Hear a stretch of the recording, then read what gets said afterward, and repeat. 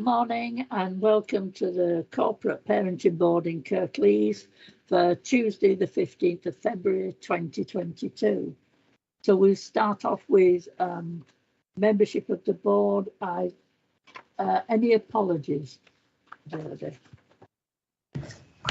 Yeah, so we've received apologies from Councillor Allison, Colleen Callaghan, Elaine McShane, Sarah Miles and Keith Fielding. I've also been informed that apologies for Councillor John Lawson as well. Thank you. That we have enough members of the board here to be quorum. Minutes of the previous meeting. I wasn't able to be at the last meeting. I don't know if anybody has any corrections or amendments. Please put your hand up if you do. I'm not seeing anything. So are you happy to agree that these are a correct version of the minutes? Yes? Okay, I think I've seen agreement there, thank you. We move on then to interest. If any members of the board have interest, please fill in the form in the pack and make sure that Jodie has it as soon as possible. This meeting is held in public. There are no items that are not to be in public. Deputations and petitions. Have we any deputations and petitions, Jodie? No, none received, Chair. Okay. Public question time. Have we any questions from members of the public? No, none received, Chair. Okay. So therefore, I'd like to move on, please, to item 7 and welcome Carol McKenna, who's the Chief Officer of Kirklees Clinical Commissioning Group, and really very grateful, Carol, for you spending your time, I know, out of a very busy schedule. And what we ask people like yourself and our strategic directors within the authority and other partners is to come and talk about how your area of the world does contribute and support the role of corporate parenting. So Carol, over to you, please. Thank you very much, Chair, and thanks for inviting me. So yeah, as you say, I'm Carol McKenna. I'm Chief Officer for Kirkleese Ccg, and I've got a short presentation which I'll go through, and then I presume that there's some points you might want to pick up, and it may be when we get to the discussion I want to draw in a few colleagues that I can see on the call as well if we get into some points of detail. So I'll just run through a few slides to summarise from a CCG perspective how we contribute to the role of corporate parent. So thank you, Jodie, for running the slides for me. If we can just move on to the next one, thank you. So just a summary of what you will already know, obviously, about the collective responsibility that we have across a range of our organisations to promote and safeguard and promote life chances of children who are looked after and care leavers. And as a CCG, very much part of that effort, our commitment is to ensure that the Commission services that we're responsible for hear the voice of children and young people, meet their health needs, and always bearing in mind that question about would this be good enough for my child, because I think that's a really helpful thing to always have in our minds, and because that's what makes it real, really, isn't it, for all of us to be able to personalise it in some way. So that's the focus that we keep in mind when we're doing this work. Next slide, please. So this is quite a busy slide. A little bit of time just summarising then what our corporate parenting responsibilities are. So as you will be aware, NHS Kirklees CCG has a statutory responsibility to meet the needs of children looked after and care leavers, to fulfil the responsibilities that we have in relation to corporate parenting, and we do that in a number of ways. So we commission effective services, and that's a mixture of both universal and bespoke packages of care. So, examples of universal services are things like access to GP services, acute hospital services for children who need them, that anyone can have. Things that are more bespoke, excuse me, more targeted services, probably things like CAMS would be an example of that. Things like the Family Nurse Partnership that we've had in place for some time. So there's a mixture of a range of services that we commission, both universal and bespoke, as I say.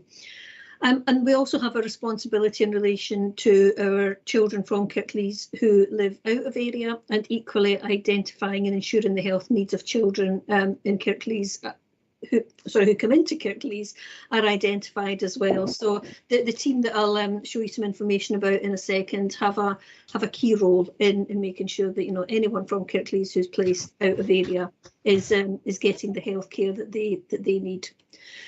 Working with colleagues in the council through public health as well, our team plays a key role in profiling and identifying the health needs of the children looked after population in Kirklees. And but that, again, like a lot of the things I'm talking about today, very much something we do in partnership with others, and likewise collaborating with partner agencies to ensure that we provide the effective support to the young people that are within scope of this. And we have a role in monitoring activity to ensure that statutory responsibilities and requirements are fulfilled. And I'll just say a little bit in a second about how we manage that assurance. If I can move on to the next one. So yeah, so another busy slide, but this just illustrates the Kirklees Ccg Governance Arrangements that we have in place to support the corporate parenting responsibilities. And almost as soon as you get into this, you get a sense of how much of it we do in partnership with others. So there's myself in the grey box there with the overall accountability, and our executive lead, our Chief Quality and Nursing Officer, who's Penny Woodhead, and I know a number of you will know Penny. Penny's a member of our governing body and plays in very regularly to conversations with the local authority and other partners. And we have, if I can just sort of look to the middle of the slide, we have a joint head of Children's Integrated Commissioning who leads on much of this agenda and links in both to Penny and to the service director and Tom in the council. So there's that dual line of reporting, which really just strengthens that integrated working approach. But just to illustrate the dotted line, there are some statutory services for children looked after that we commission from local providers. We don't provide them directly ourselves. And they are the designated nurse for looked after children and care leavers, which is commissioned from Locala, and the designated doctor commissioned from CHFT. And the specialist nurse team that support looked after children and care leavers, again, is at underneath the designated nurse role there, and that is delivered through Locala as well. And I won't go into details on the left-hand side, but you will be aware that we have a full safeguarding team for both adults and children within the CCG, and they clearly feature in much of this work as well. So if we could move on, please. And this just expands a little bit on the work of the designated nurse for children looked after and care leavers. That again, I did highlight is commissioned through Locala, and the children's looked after team who report into this arrangement is summarised there. I mean, the looked after team have got a number of responsibilities, for example, initiating and coordinating health assessments, initial health assessments within 20 days of a child being received into care by the local authority, and also similarly initiating and coordinating review health assessments, 6 monthly for children aged under 5 years and annually for children aged 5 and over.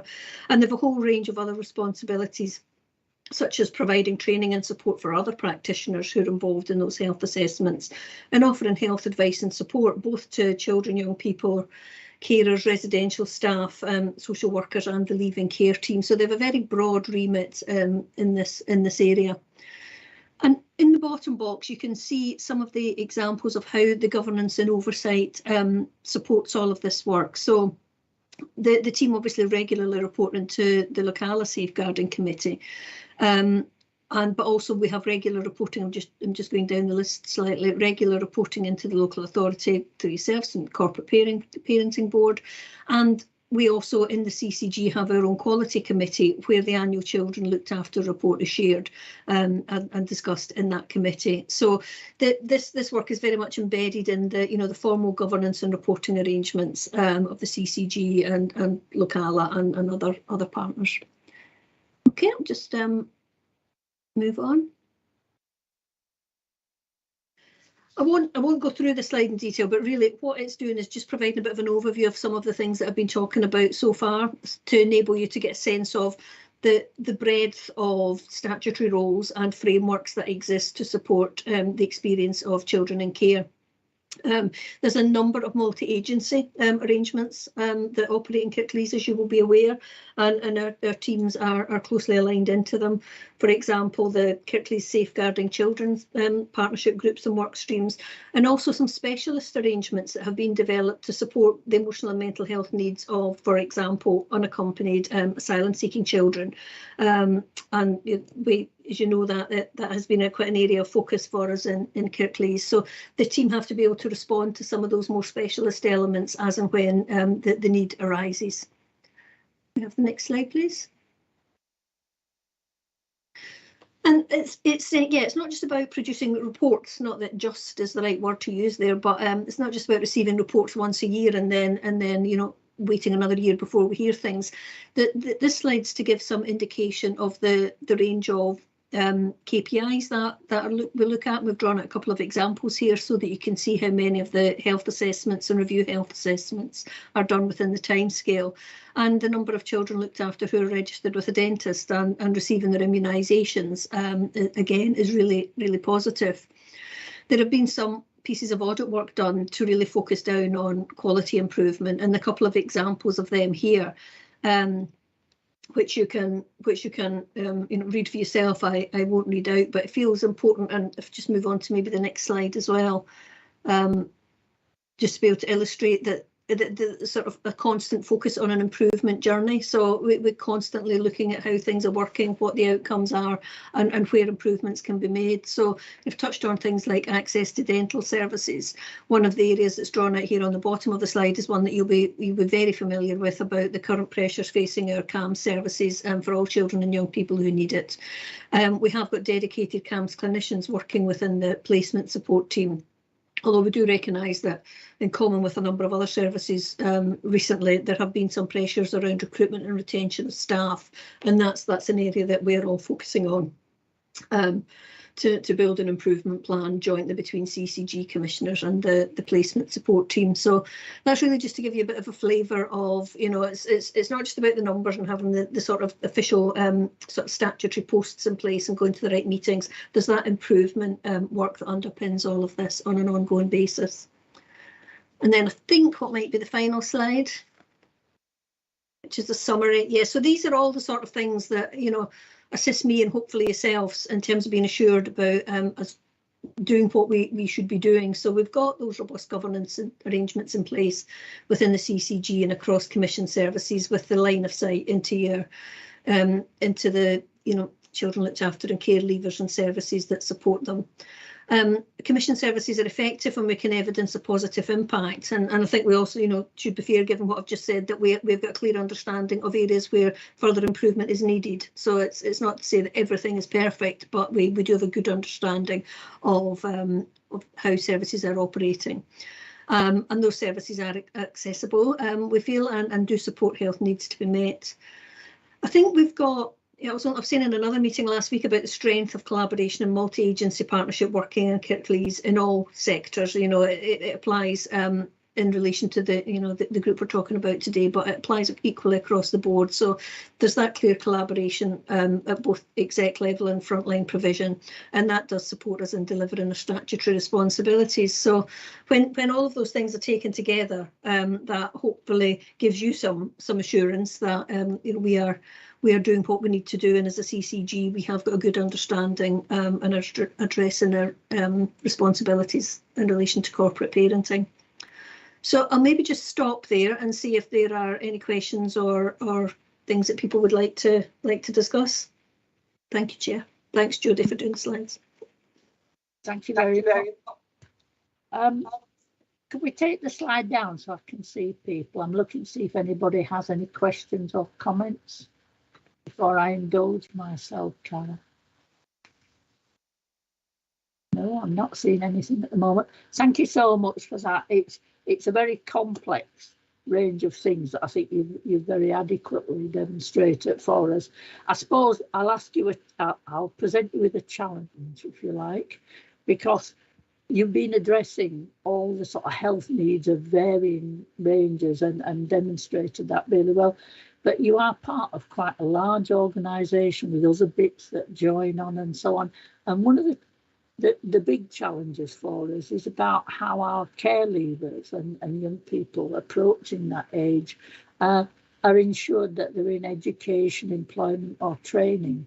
And it's a challenge that I put to all our strategic directors about, would you look at considering ways in which there might be opportunities for work experience within? I know it can't be medical professional, but there are other roles within the service, or job opportunities, or even apprenticeships, because if we don't do our bit as a multi-agency organisation, we can hardly expect other companies and businesses to do the same. So I'm not asking you to come up with something wonderful now, Carol, but take back the thought to the CCG about what can be done to support that and help our care leavers get opportunities within your organisation.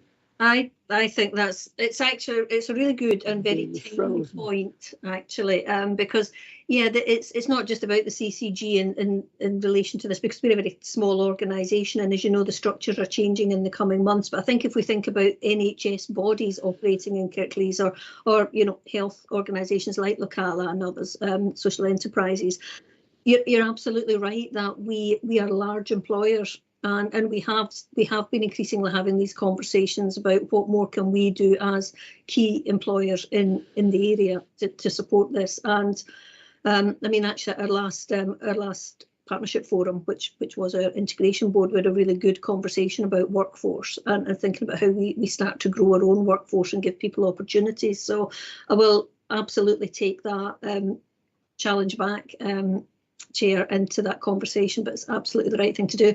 I can see Jill's got her hand up. She may be able to give some specific examples. I don't know if that. No, actually, sorry, Carol. I was wanted to just comment that thank you to Carol for explaining how the CCG and health work together. It's a really good model, Carol, and I'm sure that you'll agree, and other people, that we are co-located with the local authority. That means we are able to communicate really easily with all our colleagues in the local authority, in the CCG, and in Locala and the hospital setting as well. And I think the model is extremely good. We communicate with all and allow you to know just what we are doing and how we're working. And obviously Tom and Stuart Horn, they support me, and I attend this meeting here every month and do provide that data as well as providing it to other people that need it. And long may we go on. And thank you for your support, and to Penny as well. And Claire. Thank you. Thank you. I think it is a good model. The one thing that comforts me is it isn't static. It doesn't sit still. There were things in your presentation about things that were moving on, about access and putting information onto Liquid Logic in the future and so on. And that makes it a strong, multi-agency approach. So any other questions or comments, colleagues? Not seeing anything. You must have covered every point, Carol. I'd be amazed if I have, but no. Something will occur to us. We'll be in touch. Yeah, absolutely. Okay, you are very welcome to stay to the meeting, but I imagine that you have other things to do, so you're very welcome to stay or leave. Can I thank you so much for your time and your presentation? Thank you. Thank you. Thanks, everyone. Bye. Bye-bye. Bye-bye. So before we move on to item 8, which is the virtual governing body update, I should have said at the beginning that both Councillor Pattison, who was going to do this next item, and Councillor Marchington from Scrutiny, both are attending this meeting, but both have other commitments and will be leaving later on in the meeting. So if we can move to item 8, please, the virtual governing body update. It's a verbal update from Councillor Carol Pattison. Carol, over to you. All right, thank you, Chair. Well, unfortunately, our last meeting, or the meeting that we should have had since the last meeting, Corporate Parenting Board, was cancelled last week. I mean, and that was, well, due to a number of factors, but mainly there was a SEND inspection last week, which meant that quite a few people were otherwise engaged last week, and we couldn't actually meet as a virtual school governing body. I haven't actually got a particular update from the governing body. I mean, Sarah is here, Sarah Hyans, who might be able to add a little bit more in terms of an update of the work of the virtual school body, the school since the last meeting. But I mean, the only thing I really wanted to say was that, and which we noted at the last meeting as well, was the new duty that has been put upon the virtual school in terms of expanding its responsibility to other or looked after children or children with a social worker beyond its current level of responsibilities. I mean, that it's only been a temporary project of a couple of terms, or it's only funded by the government or requested by the government for a couple of terms, but it has proved a useful exercise. I mean, that doesn't make it sound very meritorious, but it has been worthwhile doing, and in some shape or form. I mean, it would be good if we are able to find a way to continue at least some of the work that Janet has been doing on that. I mean, Janet unfortunately isn't here today to give us an update on that, but I mean, that's all I want to say really, and I don't know, if Sarah can add anything about the project, or whether or not there's anything else that she would like to say about the virtual school. Thank you. Thank you, Carl. So I can come in, Councillor, if that's okay. Yeah, in terms of the project, I think what is clearly showing already in response to following on from you, Councillor Patterson, is that sustainability is built into the model. So it's really, that was a key part of Janet and colleagues across social care, looking at how it could work best with a sustainable model rather than a model that would, end when the project ended, if you like, from the government funding. So it is work in progress. I know there is progress being made, but as you rightly also said, progress has been halted slightly through the SEND inspection and the fact that there are other things in the mix at the minute as well alongside that. But it is still work in progress. It's still going on, and we're involved with the evaluation from the DFE, which again I think will be really positive in terms of highlighting practice and where we might be able to move forward together as a local authority further on this piece of work. In terms of the general virtual school, following on from the governing body, I think most of what we are concentrating on will be highlighted in the input that I'll give later this morning around the key performance indicators and improvements that we continue to make. So from the governing body side of things, I don't think there's anything further that I need to add at this point. Thank you. Thank you very much. Thank you, Carol. And thanks. I just wonder, in the hope that you might have managed to meet as a virtual school governing body, perhaps we'll have another verbal update at a future meeting as such. Oh, it will be. Okay, thank you. If we could move on then to item 9, please, the Children's Performance Highlight Report. Are you starting this off, Ophelia? Yeah, I'll start and then I'll hand over to colleagues. So just in terms of looking at the overall numbers of children looked after, as of December, in terms of the report, 2021, we had 617 children looked after. From the data, that's been a decline on previous months.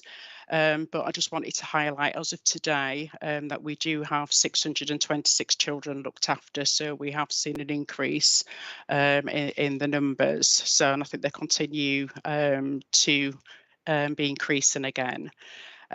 Just in terms of our overall numbers, in terms of the age range, we have 148 of our looked after children who are males, aged between 10 and 15. And then we have females who are, again, of age 10 to 15, who, again, they're 113. So they're our highest number of children, young people between those age range. And just looking at the ethnicity, we have 71.5% who are white British.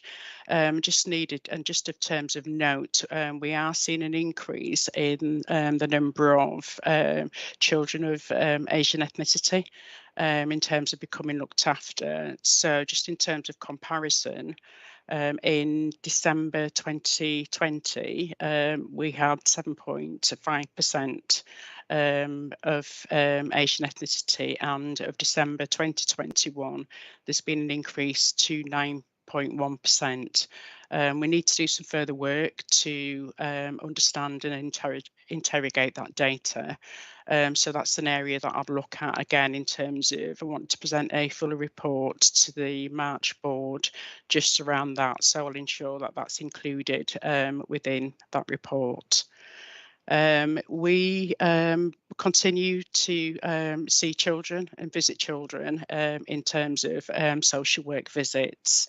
We did see a decline in December, and that was as a result of COVID. It's had a real impact on our children, young people. So we had children who had COVID, their foster carers and social workers, so that did have an impact on the timeliness of visits, but that subsequently increased where the children were in contact, we just didn't see them face to face for the reasons of isolation, but we've ensured that all children have been seen since that time.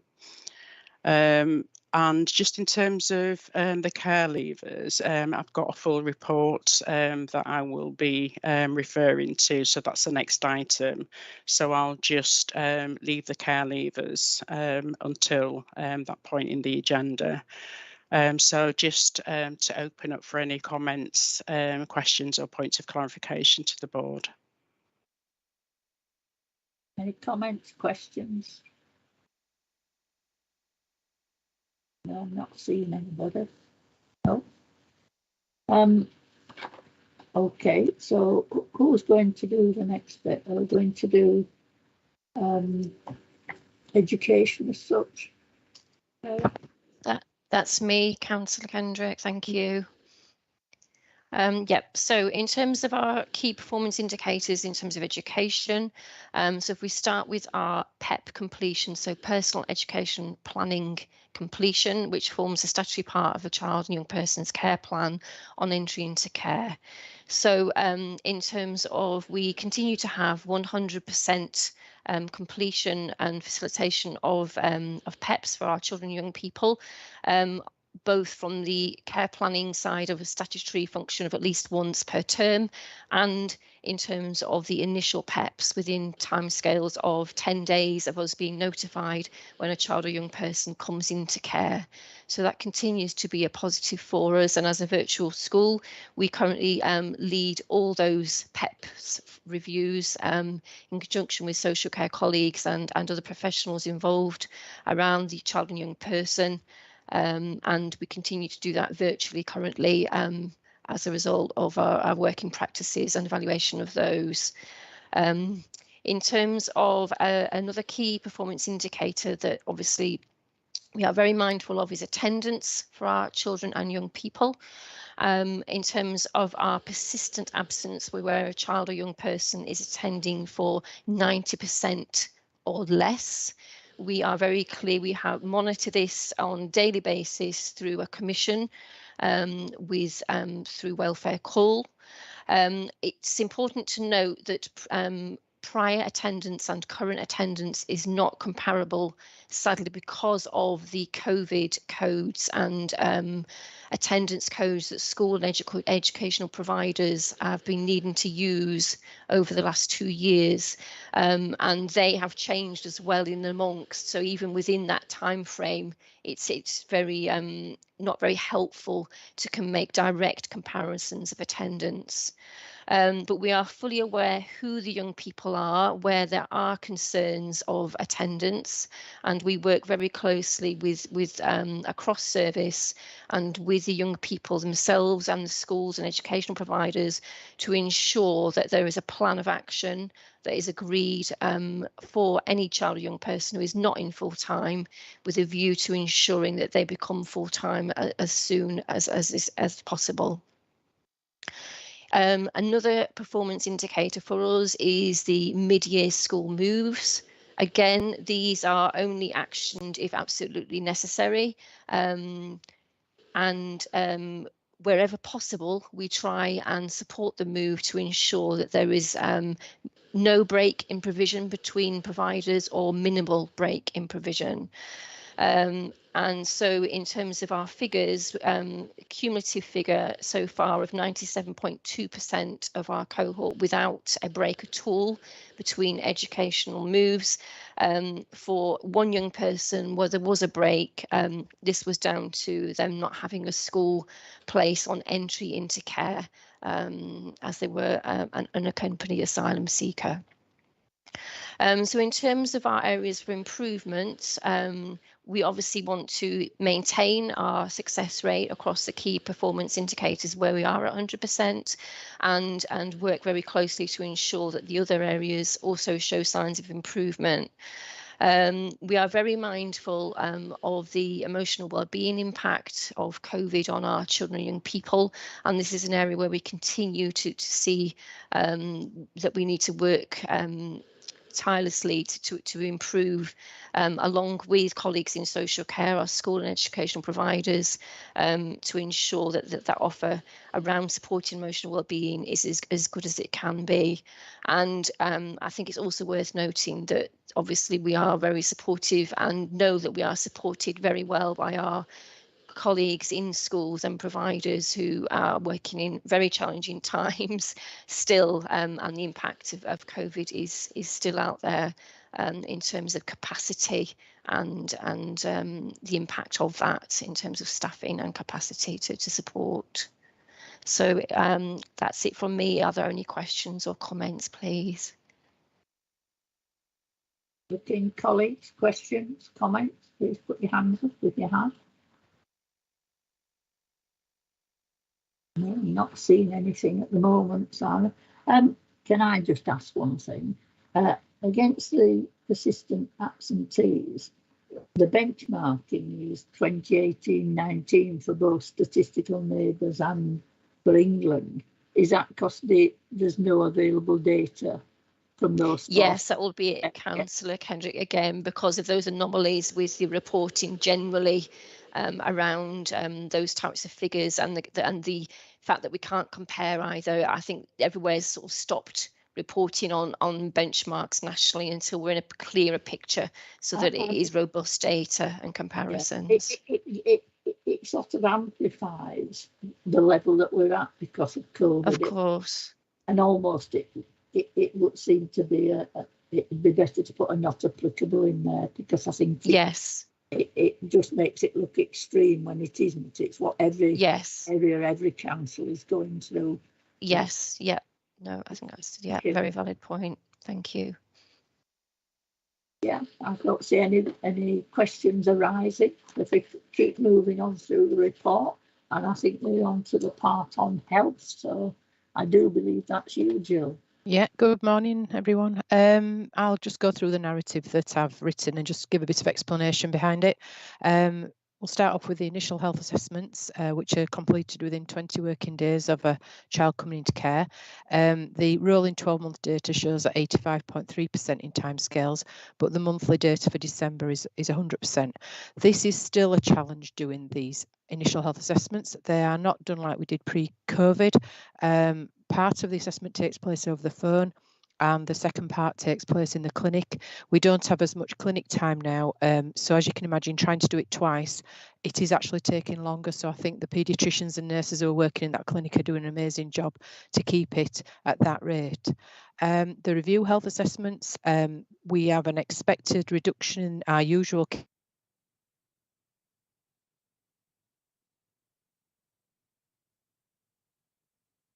was to ensure that our team can manage the numbers of review health assessments that are required. We have some breach reasons there for you, and team capacity is the biggest one. So the nurses are trying to ensure at all costs that they get the assessment done within the month they are due, and reasons that they might not be doing them by the exact date could be that they're trying to perhaps travel to Leeds just the once instead of the twice to do children who are located just out of area. And reasons like that. We have other reasons why there's breaches as well. Difficulty arranging with carers. Some of this is down to COVID. Sometimes the family members have got COVID and we're not doing it. We can't do it at that point. And we are using the telephone to do some of those assessments initially and then going out to visit maybe a few days later or a week or so later. We're wondering, what the other pressures are on the team, and the complexity of children's needs in the years that I've been doing this job has definitely increased. But also we have such much more access to information these days. We use System 1, which is a health platform, and that has information from GPs, mental health services, hospitals. All this is informing our assessments, and we can't ignore the information, whereas at one point we didn't have that information. We would just contact GPs and ask maybe have they got anything to inform our assessment, and we may or may not get anything. Nowadays we have it there at our fingertips, and we have to put it in the preparation because our assessments are really good quality, and we use those assessments going forward as well. So it's not wasted, it's actually used again the year after or 6 months after for the next assessment. And I think the nurses have become more accessible to our foster carers for advice. The more skills we've got, the more support we can give, and there's that expectation as well. And we are doing a number of health assessments for other local authorities on their behalf for children who have moved into our area, and some of those children come with extreme health histories that we need to incorporate and attend strategy meetings, etc. And we expect the same from other areas as well. It's reciprocated, but it does add to our capacity in the team. I think a really good news story is the dental checks. They are showing in locale, the monthly dental checks at 90 and 98% of our children. That's under 5 and over 5. I've attended the dentist at the point of their review health assessment in December. And I think this is showing that we are back and maybe slightly better to pre-pandemic levels. And that is because of the recent flexible commissioning service that we've been able to access that ensures that we can ask a small number of dental surgeries in Kirklees to take our children because they are part of a project, and that has been really helpful, especially with, for example, unaccompanied asylum seeking children who are placed here, whether they're for Kirklees or from other authorities. We get access to their dental care. And registered with dentists, 92 and 98% of children are registered at the point of their review health assessment for the under 5s and over 5s, which again is really good news. And the substance misuse, that is the same figure as before. These are 7 young people that we are aware of. They've been introduced into services to support them. Most of them, I think there's only one that didn't want support, but that questioning that carries on, and we work with our local substance misuse services to ensure that they are offered outreach support. And if what we've realised is that if young people decline their RHA, do we know about them then, about their substance misuse? Well, we are really checking those. So any young person that does decline their RHA, which is quite rare to be fair, we do check a bit deeper and check that they don't have a substance misuse issue. But all young people who have substances as anything that they do, we always make sure that we offer them a service and refer in, no matter what level of use that might be.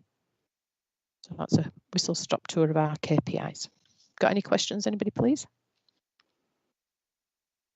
No, I'm not seeing any hands up. Oh, I am now. Councillor Elizabeth Reynolds. Oh, good Never morning. fails to disappoint.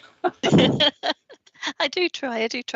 Just the dental records, actually, it's quite interesting that you're able to use a flexible commissioning scheme, and a little bit more information on that would be I think useful for us to know how it works and who you actually use and things like that. It doesn't need to be now, but for future it would be useful to a little bit more information, please. That project is going on, and Ophelia has met with one of the paediatric dentists who's leading on this, and it basically, we only have a small number of dentists, just as a very quick overview, that we can use, but it's Yorkshire and Humber, and the northeast, and it's in Leeds, for example, and Wakefield and Bradford. They have quite a number of these dentists that have signed up, and basically what it means is they've signed up to accommodate a number of vulnerable children in the amount of money that they get to give NHS dental care. They have assigned themselves to accept vulnerable children, so many of their caseload, and they are paid that money to accept those, and there's an expectation there. So we know who those dentists are. We do know that we've about half a dozen in Kirklees, and we know to ask for who we ask for in the dental surgery, and we're passing that information on to our foster carers. So it's a second part of call. Generally, foster carers use their own dentist, but if not, we absolutely send them to here. We're not doing all the work for them. We're saying, look, you ask for this person. If you can't manage it, come back to us and we will intervene. And we haven't got any children that can't register. The only reason they won't be registered is if they refuse to register. Okay, that's brilliant. Thank you. Thank you.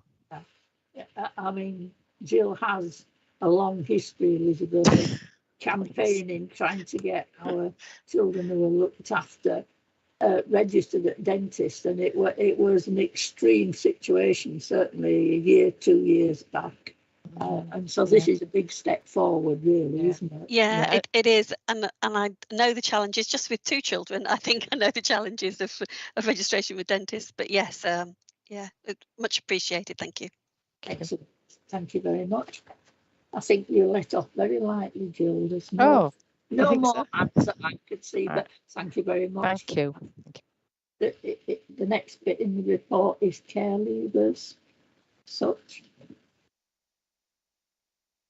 Yeah, that's back to me. Thank you, Councillor Kendrick. So just in relation to the care leaver report, what I've done is it's been set out just in terms of it provides an overview of the aims of the care leaving service, and then in section 2 of the report, it provides an overview of the role of the personal advisors, and it also sets out in terms of the category of care in terms of eligible, relevant, former relevant and qualifying.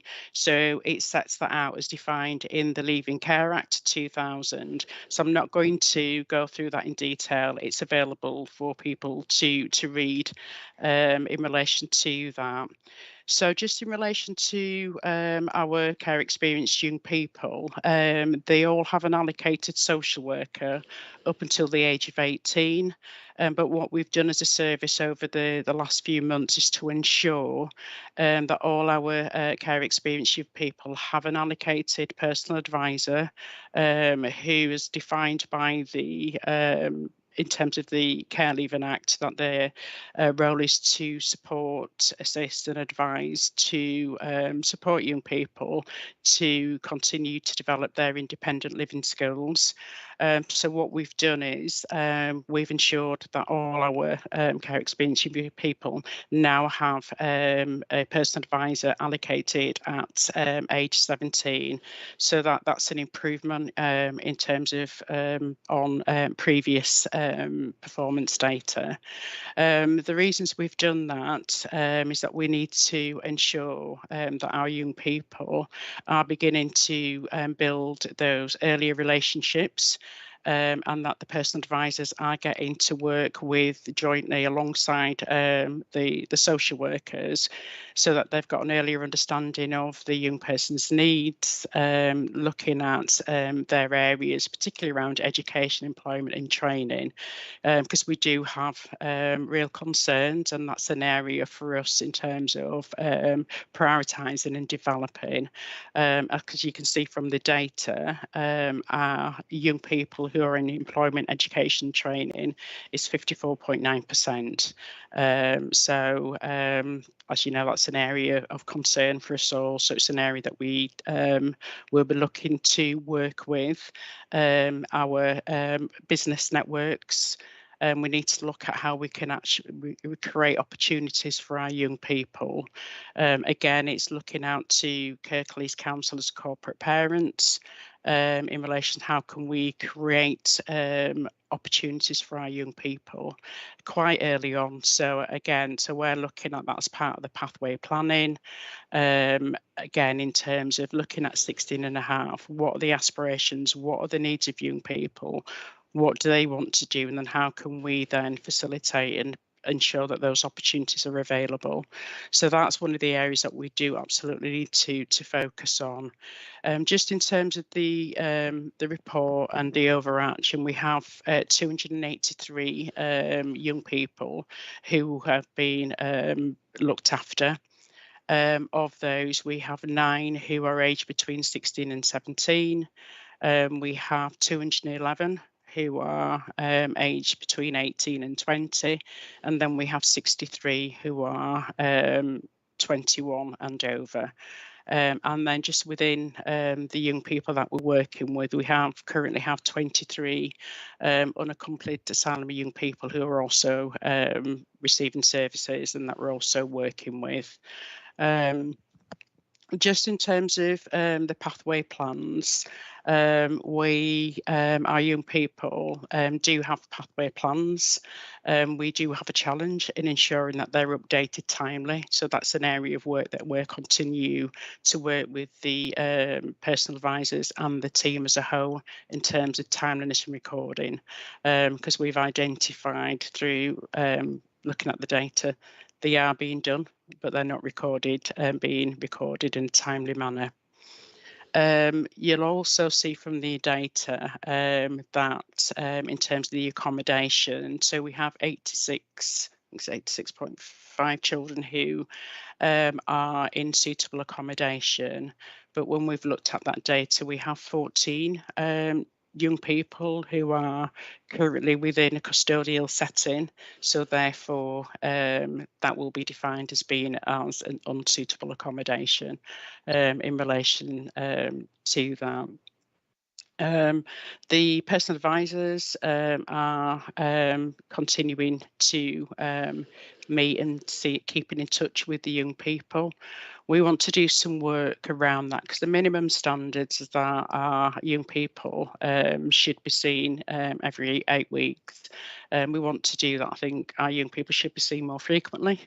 So that's an area of work that we're looking at. But I think we've got to again take account that there are some young people who absolutely don't want to see their social worker or their personal advisor because their lives have moved on. They're back in contact with their family, but we do still continue to write and be in touch with them because again it's really important that they're still made aware of services that they're still entitled to.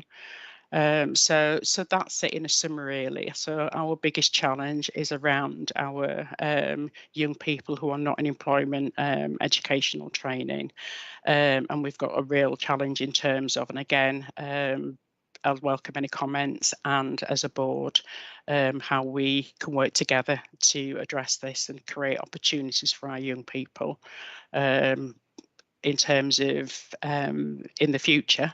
But now as well. So comments, points of clarification in terms of the report, because obviously I've not gone through that in detail, but there is the report there. So I'd welcome any comments or points of clarification. Just looking round, I'm not seeing any hands up as such. I think your point about our young people, getting more of them into education, employment or training is absolutely vital.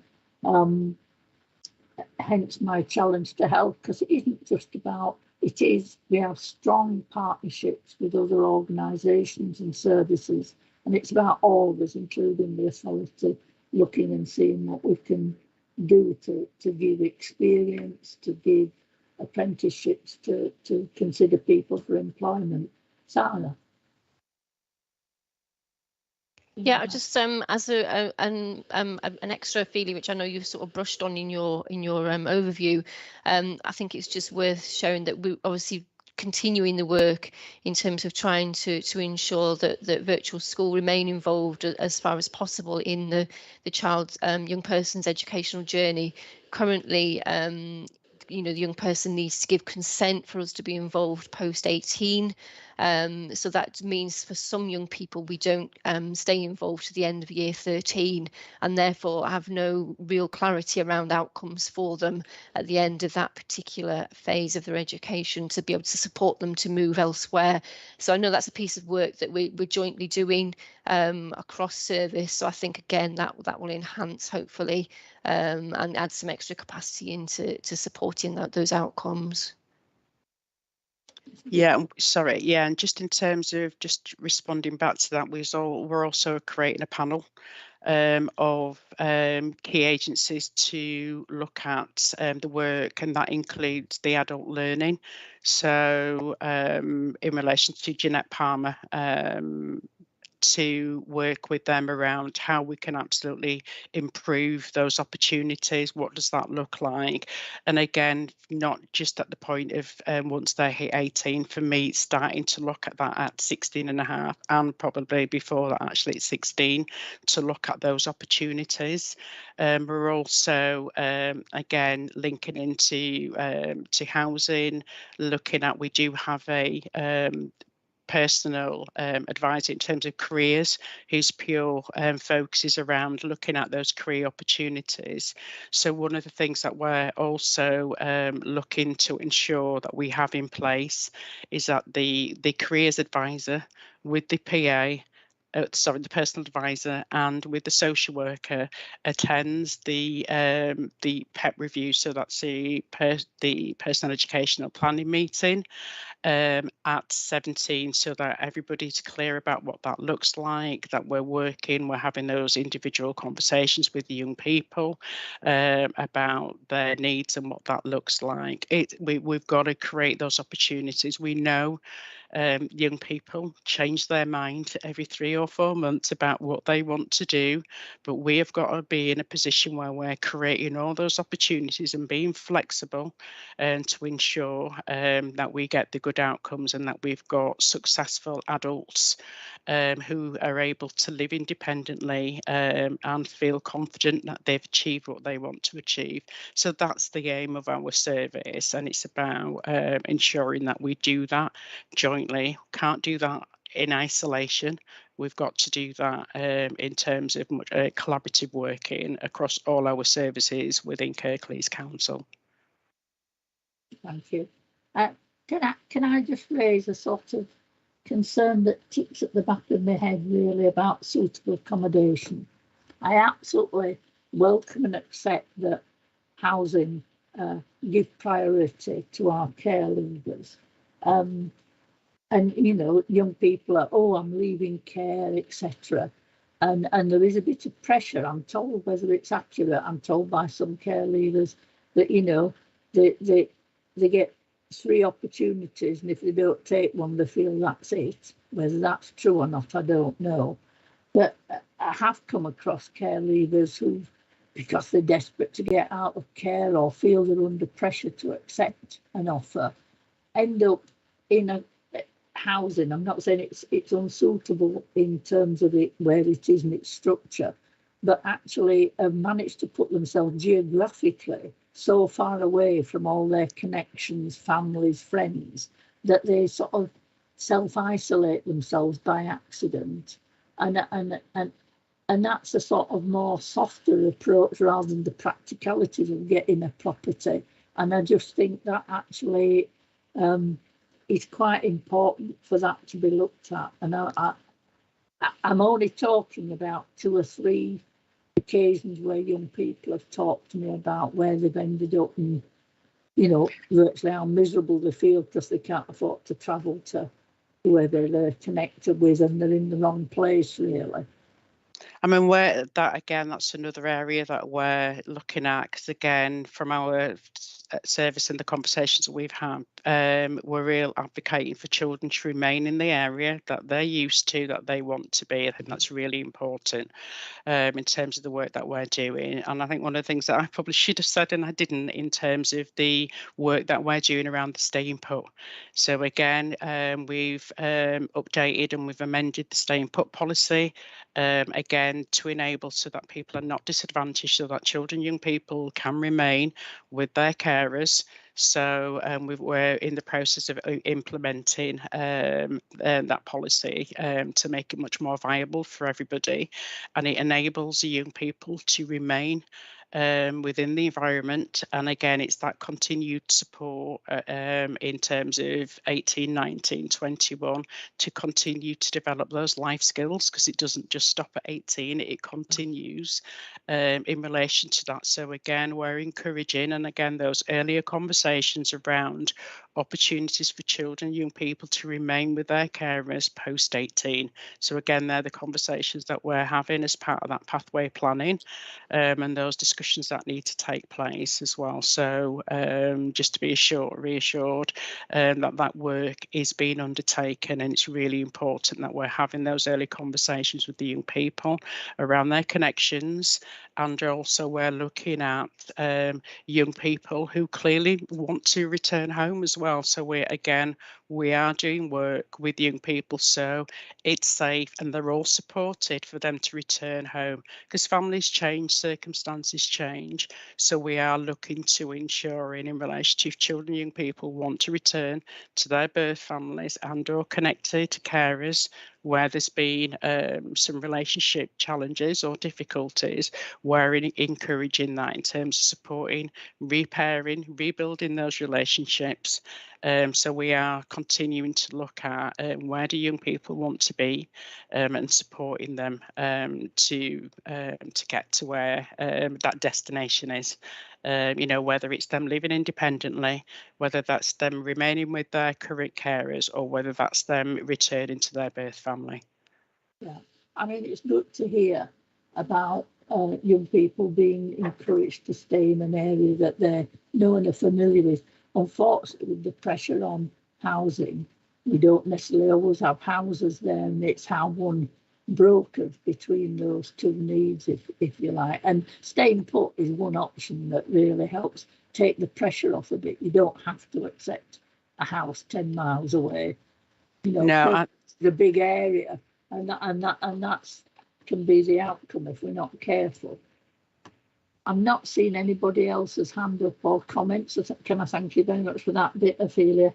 And because my documents are stapled in a very interesting way, I skipped past children with looked after convictions. My apologies, Ian Mottershaw. I didn't mean to, but it's like working a jigsaw at the moment. But can we move on to that, please? Yeah, of course, Councillor. First and foremost, the number of children looked after that have convictions is significantly low, and we are talking about very, very small numbers. So you'll probably have to forgive me if I don't go into too greater detail, in so much as I would fear to identify any of the individuals involved.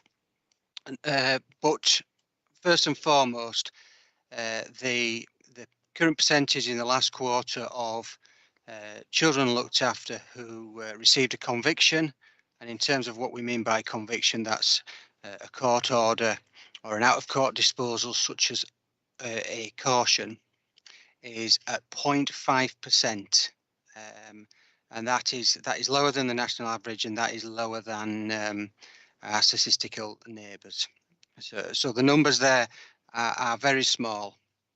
From a wider perspective, Youth Justice Service worked with 103 young people in 2021, and of which 15% of that overall number were children looked after.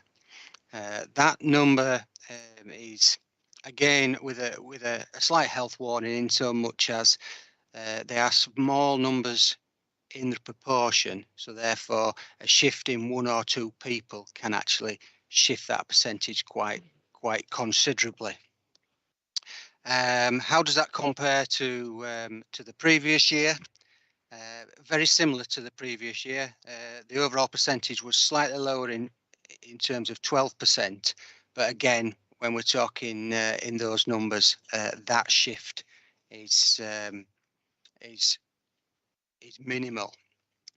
And it may also have an impact from COVID, in so much as for a significant period of 2020, which is the year we would compare to, courts were closed. So you can create almost a concertina effect then of the build-up of cases that might then slip over into 2021.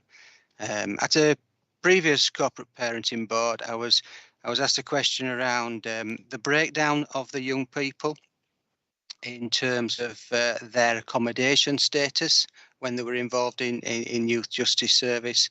I can't go into great detail beyond saying the largest proportion of those young people involved in youth justice came from a residential care setting. However, there is examples of young people all the way across the variety of different accommodation settings beyond that, but I won't break that down any further. And again, with a note of caution, the spread of types of interventions and orders that are placed on the young people, the largest proportion fall in that out of court disposal space. So that would be community resolutions, cautions, etc. But we do have a range of small numbers all the way from community resolutions, out of court disposal, such as cautions, referral orders, youth rehabilitation orders, and youth rehabilitation orders with ISS, intensive surveillance and support. That is very much a very whistle stop, but I'm happy to take any questions beyond that. Again, I'm not seeing any people aren't in an inquisitive mood today. No comments, no questions. Thank you very much, Ian, for that part. My apologies for jumping past you. Nothing personal. You understand? I had my fingers crossed that you may forget. Really? No. I might have muddled the papers, but I don't forget as much as that. Is anybody able just to talk about the adoption part of this report? No. I look at the every time at the average time scale, the days between a child coming into care and being placed with the adopter, and we always seem to be taking a much longer time. And if I've forgotten what the answer to that is, Ophelia, forgive me, but it looks like you're going to answer. I'm going to, yes, indeed. So, Councillor Kendrick, what I'm proposing is to bring a detailed report around adoption, because I am presenting a full report about in regards to looked after children. So therefore, within that report, I will include a section around adoption and the issues and what our plan is or proposal to address those. So if that's satisfactory for you, to bring that back to the board in March. Absolutely is. Thank you very much for fostering. It's Anna's going to pick that up, Councillor Kendrick. Okay. It's me, Councillor Kendrick. Good morning. So I'll be presenting the highlights from the fostering service in terms of the figures and the data in the report. So as you're aware, I've got the service manager responsibility for the fostering service at the moment. So some highlights from the figures. So you'll see that December 21 saw 6 carer approvals, and that included 3 in-house approvals. So that is a decrease from the previous month, but actually overall we have achieved a net gain of 14 foster families over the past 12 months. So the recruitment and the retention of foster carers is a real priority for us in the fostering service, and we are wanting to increase the number of Kirklees foster placements. You know, we want Kirklees children to be able to be placed with Kirklees carers to allow them to remain in the area. We do have 173 placements with independent fostering agencies, and I see that as a positive that that's continued to decrease. You'll see from the report. In terms of the fostering deregistrations, we've had 1 in-house recorded fostering deregistration. So you'll see that we're reviewing the resignations so that we can identify if we've got any learning that we can take forward. And Councillor Kendrick, you felt it was appropriate that I share the highlights of this work so far in this meeting. So I'll just give an overview of that, because we looked at the calendar year of 2021, where we had 17 recorded resignations of foster carers. So we did a deeper dive, and that has provided us with some assurances as to the reasons for the resignations. So of the 17, 11 of those were connected carers. So their resignations related to a change of legal order or a change of care plan for the child, for example, a special guardianship order. So that we view that as positive. Obviously, we've got children who are placed in permanency with their connected family or extended family. The other 6 foster carers of that cohort, they resigned for various reasons around changes in the personal circumstances. So we've had issues such as bereavement, retirement, health reasons, and moving out of area. So there was only 1 of the 17 resignations that highlighted any issues for us as a fostering service that we'd want to explore further. So for us at the moment, this work has provided us with some assurances about the details in relation to the numbers, but we need to have a look into all of the numbers as detailed in the report. In terms of the rest of the data, we've got 200 children that are placed with Kirklees foster carers. So there is little change in this figure over the last quarter. And the number of connected placements, so that's children placed with connected carers and family and friends, that was stood at 106 in December. So you'll see that that's remained quite stable. And again, we see that as a real positive, as that allows children to remain being looked after by their extended family. So I think I should share that, and I'm sure it's been shared in previous meetings, but we are implementing the modernisation plan for the fostering service, and we are really busy with improvements. I'm overseeing that, and it's root to branch in terms of those improvements. So it's looking at the line management, it's looking at performance management, and one of our key focus areas is working with our placement support service as well. You're aware that the Ofsted report highlighted, you know, a generous offer in terms of support, and what we want to be able to make sure is that our foster carers and the children that are placed with them have got access to the wide range of support services available. So that's something that I'm taking forward in the next quarter in terms of that fostering modernisation. You know, we really want to make sure that our foster carers have got the right level of support as well in their first year of fostering. So we're looking around the review process, around their induction, the training and the support as well. Anything else? I'll just go further down. We've got a new website for foster carers that we've been working on for quite some time, which is live. And you'll also see in terms of the Mockingbird Hub, you'll know that we've got the one hub up and running. And now the conversations are around looking at developing the next hub whilst learning some lessons from, you know, what worked and what went well with the previous hub that's in existence. Are there any questions? I'm aware I haven't gone into the whole of it. You've got the report, so I don't want to read through everything myself if you've already got it. I'm not sure, Tom, if there's anything you want to add or if there's any questions from anybody else. I have a question from Councillor Elizabeth Reynolds. Thank you. It was about the Mockingbird, the update that you do and the review that you do of the first rollout. Could you bring that to us to have a look at as well, please? That would be really useful. Thank you. Yeah, we'll need to get that on the agenda. So I think, Tom, we need to liaise with Kieran Law, don't we, in terms of when's appropriate to bring that back. That'd be lovely. Thank you. Thank you. Tom, you want to comment? Yeah, as you know, I'll never lose an opportunity to say this. So if anyone wants to become foster carers, anyone wants to know anyone knows anyone who would be interested, please feel free to get in contact. We're more than happy to come out, talk to people, go into team meetings, have informal conversations. And ask as always if we can all, as members of the board, champion that push and that need to get us more foster carers, because actually, we are improving, but we know we need to improve quite a lot further to be able to reduce the number of IFA placements and have, the majority of our children and young people looked after locally in a family setting. So anything anyone can do, any creative ideas, any championing you want to do, more than happy to have a conversation. Good luck. Thank you. Good advert. Joanne. Thanks, Anna. Really, really clear and a helpful update. Will you just elaborate just a little bit more about the website? Is that advice or is it prospective? It just be, I wonder if it's the opportunity to understand that a little bit more, please, Anna.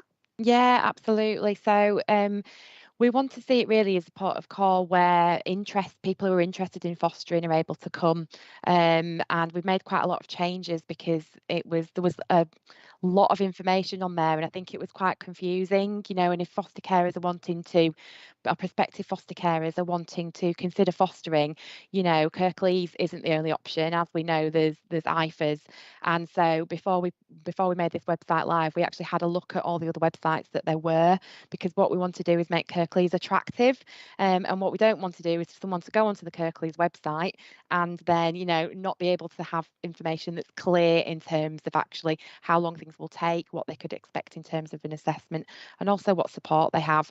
So we've simplified it, and for us it's around attracting prospective foster carers so that they can see what we've got and actually that we're a rival to IFAs. In terms of existing foster carers, there is a foster carer handbook, so we would, at the first part of call for existing foster carers will be that handbook. So for us, it's around trying to attract people to Kirklees and seeing ourselves really in the market with IFAs and with other areas as well. Thank you. Thanks, Anna. That's really helpful, really clear. Thanks, Joanne. Well, I'm just going for a bit of clarification, Joanne. So is it part of the Kirklees website or is it standalone?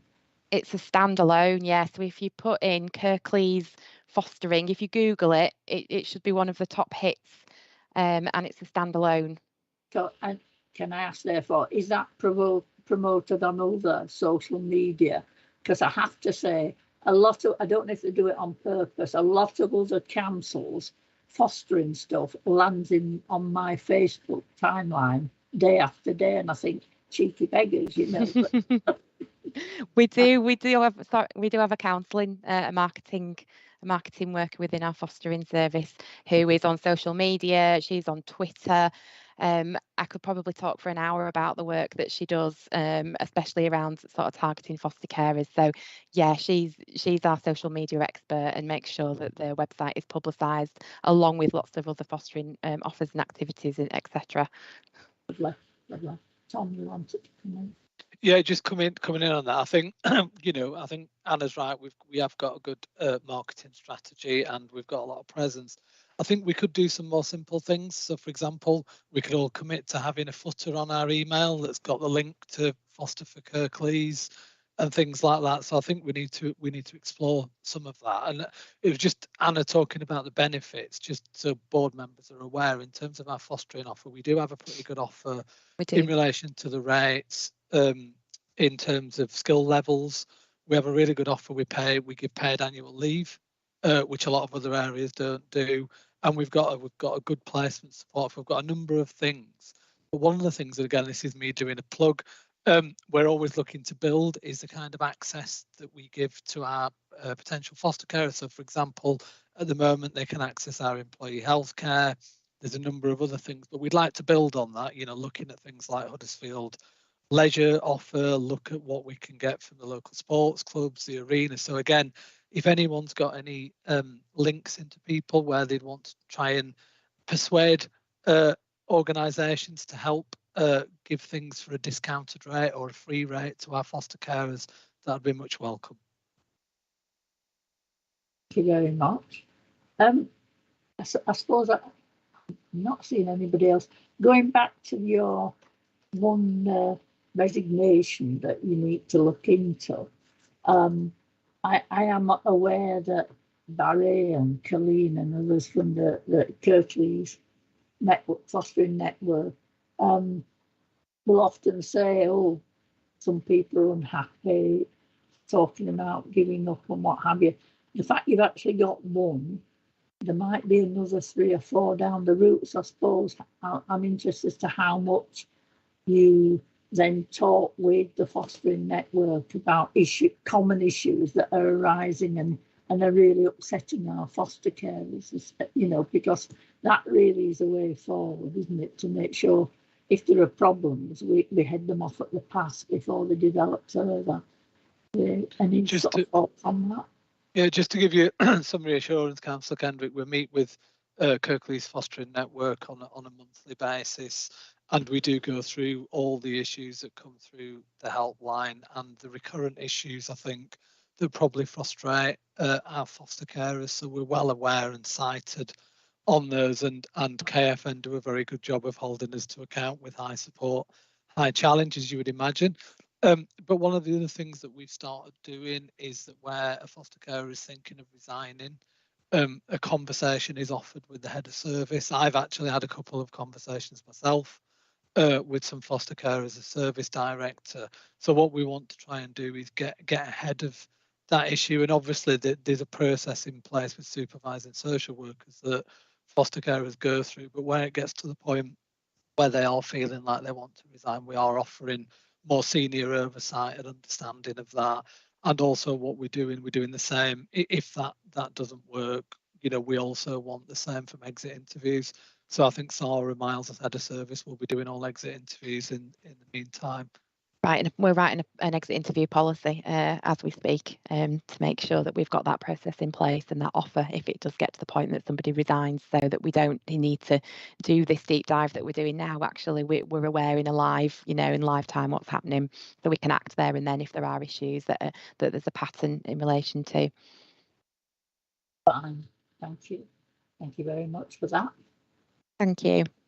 Not seeing any other hands up, so we'll move on. Item 10, I think it's the Ophelia Rich. Yeah. Is that the care leavers? Sorry.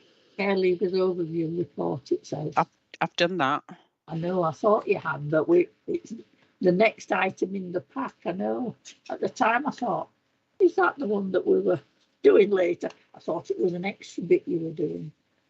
So happily, we're moving on to item 11, Statement of Purpose for Children's Homes, Annual Report. Thanks, Councillor Kendrick. So Steve Colley, who's our service manager, is going to take us through this in Sarah Miles's absence. Thanks, Steve. Thank you very much, Steve. Good morning. Yeah, my name's Steve Colley. I'm the service manager for placement and residential. Just to I'm just going to give a very summary, really, and a bit of narrative, I suppose, to the kind of annual report for the statement of purposes in obviously Sarah Miles's absence. So within obviously the body of the report, obviously the information kind of set out in the report, it kind of clearly states what the statement of purposes are, and obviously what we're looking to achieve with regards to the ethos of the home, obviously exactly what the home offers with regards to level of need of the children. So it gives a very clear guideline with regards to what each home offers. We currently have 5 children's homes within the authority who are all regulated by Ofsted. And in the body of the report, obviously I won't talk them all through, but there's very clear guidance for what each home does with regards to how many children they can accommodate and the needs of the young people that they accommodate. We have 2 main stream children's homes and 2 disability children's homes. One of the disability children's homes does offer short breaks provision. And then we have a third mainstream children's home called Heald Road that is currently operating our MST, multi-systemic therapy and integrated model, which is kind of working with young people and families to support young people back to their family homes. That obviously came into place in December 21 of last year. And I suppose some exciting news really, we have obviously a new home that we are obviously looking to open called Magdale House. That is due to be open kind of late spring, early summer, which is obviously really exciting. Obviously that home we're looking to open with the kind of social pedagogy ethos. And obviously it is very, very exciting. It's a lovely home, and I think it's going to be a great home for the local authority. So, Councillor Cantrick, I don't know if you want to, if there's any questions or if you want me to go into more detail into the report. I do feel the report is quite self-explanatory, is quite clear with what's in the body of that, if you want me to expand any further. I'm fine with it. I'm looking to see if colleagues across the board have any queries or questions. I'm not seeing any. I'm really interested in the work being done at Heald Road, the MST fit, and at some point I would love us to know some outcomes, if you like. It's a little on the too early side now, but at some point in the future I think that would be really interesting to hear about. Tom, you put your hand up. Thanks, Councillor Kendrick. I just think it'd be worth probably thinking about, because there'll be a lot, there'll be a lot of changes in terms of our residential provision as MST fit, Magdale House coming on track, and we're also looking at our model of care across the homes, as Steve's alluded to, in terms of social pedagogy. I can never say it properly, but I think it might be worth bringing back and explaining what that is, thinking about some of the plans we've got across our children's homes, and including where we're up to with things like MST fit, and some thinking that we've got around sufficiency moving forward, Councillor Kendrick, in terms of where do we need any future homes, do we need different provision, and what our model would be in terms of, I don't know if people are aware of the no wrong door model in North Yorkshire, where basically children aren't placed out of area. There's a specific model which involves residential staff and foster carers working together. So